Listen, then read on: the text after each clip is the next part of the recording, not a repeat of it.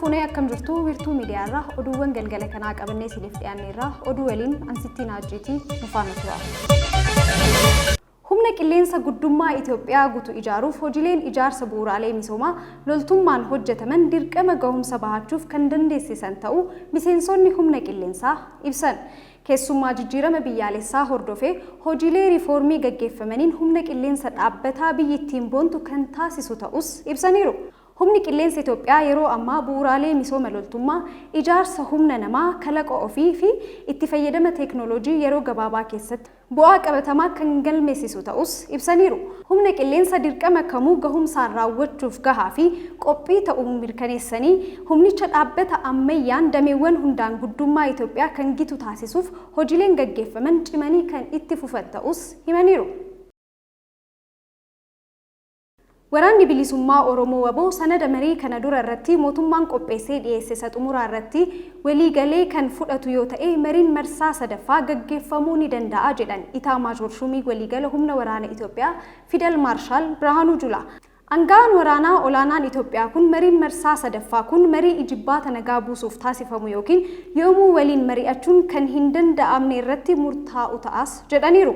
Fidel Maarshaal Birhaanuu Jula erga mariin Taanzaaniyaa waliigaltee malee xumuramee yeroo jalqabaaf wiixata har'aa miidiyaa mootummaan hidhata qabu faanaa irratti dhihaachuun dubbataniiru. Mariin marsaa jalqabaa Zaanzibaaritti gaggeeffamee fi kan lammaffaa Taanzaaniyaa Daar es Salaamitti gaggeeffame sababa osoo hin milkaa'in hafeef jedhanii yaadanis ibsaniiru. Fidel Maarshaal Birhaanuu Jula. Mariin kun haala gaariin gaggeeffamaa akka ture kan himan Fidel Maarshaal Birhaanuun dhimmoota qaamolee lamaan wal dhabsiisan qabxiilee xumuraa irratti ka'an ta'us dubbataniiru. Birmadummaa fi tokkummaa Itoophiyaa fuulduricha irratti mootummaan Itoophiyaa bulchaa jiru mootummaa filannoon dhufee fi uummata biratti fudhatama qabu ta'uu irratti walii galameeras jedhan. Isa booda garuu dhimmoota tokko tokkoon ibsamutu wal dhabdee uuman jechuun jalqaba irratti dhimmoota qaamolee lamaan irratti wal ta'aa turan ibsaniiru. Marii kana irratti qaamolee mariisisanillee kan itti amanan sanadii inni dhumaa qophaa'e akka tures ibsaniiru. Qondaalli waraanaa olaanaan kun dhimmoota wal dhabdee uumaniiru jedhan wayita ibsan gaafiin aangoo qoodachuu isa ijoodha jedhan. Waraanni bilisummaa Oromoo gaafii kana kan dhiyeesse wixinee yookaan propoozaala mataasaa qopheessuun ta'uu kan ibsan Fidel Maarshaal Birhaanuu Jula gaafii adda addummaa bu'uuraa uume kana mootummaan akka hin fudhannes eeraniiru. Mootummaan aangoo qooda yoo jennes qooduu hin danda'u, mirga aangoo qooduu hin qabu kan jedhan qondaalli kun hirmaachisiisuu garuu hin danda'a jedhan.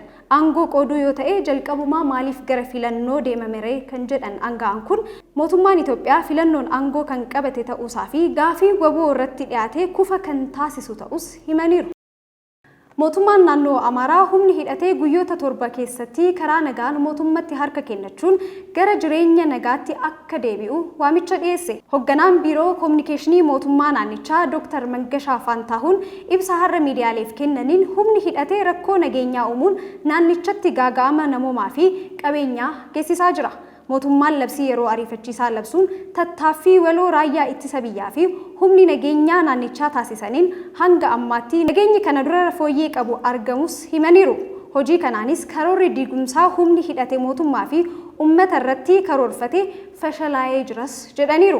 Mootummaan naannichaa izzii waliigala labsii yeroo ariifachiisaa waliin mari'achuun dhangala'oo dhiigaa dabalataa hir'isuu fi rakkoo nageenyaa karaa waraanaan furuuf carraan marii nageenyaa akka uumamu murteesseera. Haaluma kanaan humni karaa seeraan ala hidhatee qindeessaa koomaand poostii naannawaa isaa jiruu fi jaarsolii biyyattii harka akka kennatu murteessus himaniiru. Hooggantoonni godinaalee fi aanaalee humna waraanaa karaa nagaan harka kennatan simachuu akka qabanis hubachiisaniiru. Humnoonni waamicha nagaa fudhatanii harka kennan leenjii deebisanii dhaabuu barbaachisaa ta'e fudhachuun gara jireenya idilee isaaniitti akka deebi'aniif tumsi barbaachisu ni taasifamas jedhaniiru. Warra waamicha nagaa mootummaa fudhachuu diduudhaan gocha seeraan alaatti fufan irratti tarkaanfiin seera kabachiisuu eegalame akka itti fufus ibsaniiru. Kaabineen naannoo Beenishaangul Gumuz walgahii ariifachiisaa guyyaa har'aa gaggeesseen ajandaalee garaagaraa irratti mari'achuun murtoo dabarseera. Kaabineen naannichaa waajjira piroojeektii misooma hawaasa bifa haaraan hundeessuuf dambii dhiyaatee fi dhimmoota biroo irrattis mari'ateera.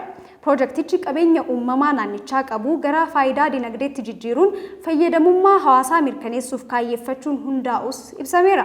Waajjirri piroojeektichaa ciminaan gurmaa'ee kaayyoo hundaa'eef galmaan gahuuf dambii dhiyaate irratti mari'achuun raggaasisuu ragaan biiroo koominikeeshinii naannicharraa argame ni mul'isa. Dabalataanis qajeeltuu abbootiin qabeenyaa hojii qonnaa irratti bobba'an jajjabeessuuf ba'e irrattis mari'achuun murtoo dabarseera. Piroojeektichi waajjira qindeessaa magaalaa Asoosatti akka qabaatu akka barbaachisummaa isaattis waajjiraalee damee akka qabaatu ta'us eerameera. Sochii dhaabbilee daldalaa fi investimentii waajjira piroojeektichaa jalatti hundeeffaman olaantummaan akka hoogganamu boordiin hundaa'us eerameera. Dabalataanis kaabineen naannichaa qajeelfama abbootii qabeenyaa hojiilee qonnaa naannichaa irratti bobba'an onnachiisuuf dhiyaatan irratti mari'achuunis murtoo dabarseera. Kaameraawwan basaasaa uffata irratti fannifaman falmisiisoo Amaazoon irratti gabaaf dhiyaatan. Dabalata oduu kanaa Lallisaa Alamuu akka taanutti nuuf qindeesseera. Taateen dubbii basaasaa hiccitiidhaan mala daddabarsuu bara 2010 keessa gabaasa beetii tureen dubbii mi'eessuudhaaf kan warra dhiiraatiin haa eegalamu malee biyya Jaappaan keessatti dubartoonnis abbaa warraa isaaniitti basaastuu ergaa turuun ni yaadatama. Irra caalaatti garuu dhiironni haadha warraa isaaniitti basaastuu ramaduudhaan yoo xiqqaate qarshii Jaappaan yeenii 400 kaffaluun basaastuu haadha warraa isaaniitti ramadaa turan. Keessumattuu taateen kun Jaappaan irra darbee biyyoota hedduu keessatti taatee addaa jedhamuun asaasamaa ture. Nama maallaqaan bitanii haadha warraa ofiitti yookiinis ammoo abbaa warraa ofiitti bitanii iccitii isaanii daddabarsuun taatee addaa ta'e himamaa ture. Bu'uuruma kanaatiinis ammoo keessumaa bara 2010 keessa taatee mudateen namtichi haadha warraa namaa basaasuuf miindeeffame ofuma isaatiin dubartittiitirraa jaalalli qabame haala addaa keessatti basaasaa abbaan warraa ishee irratti miindeesse ta'uu baruun isaa basaasaa ishees abbaa warraa ishees akka hin barbaanne itti himnaan finyoon hudhee dubartitti ajjeese. Namtichi dubartii akka basaasuuf itti ramadame jaallatee booda garuu ka ajjeese kun yakka raawwateetiin adabbii cimaa hidhaa waggaa 15 itti murtaa'ee ture. Rakkoo kana furuuf fakkaate egaa dhaabbatni Amaazoon kaameraa basaasaa haaraa hojjechuuf fala haaraa qabatee kabobba'e. Oduun BBC har'aas kaameraan basaasaa bifa tokko uffata irratti fannifataniin ka hojjetaman gabaa guddicha addunyaa Amaazoon irratti gurgurtaaf akka dhiyaate gabaase. Kaameraan kunniin falmisiisoo ta'uu irra darbee mirga iccitii dhuunfaa namaa cabsuu kaampaanii gabaaf dhiyeesse kanarratti himannis banamee jira. Kaameraan bifa fannistuu uffataan hojjetame kun tarree meeshaalee gurgurtaa Amaazoon keessaa kagalaniif BBC'n arge kun kutaa qaama itti dhiqatan keessatti ka uffata itti fannifatan waliin wal fakkaataa jira.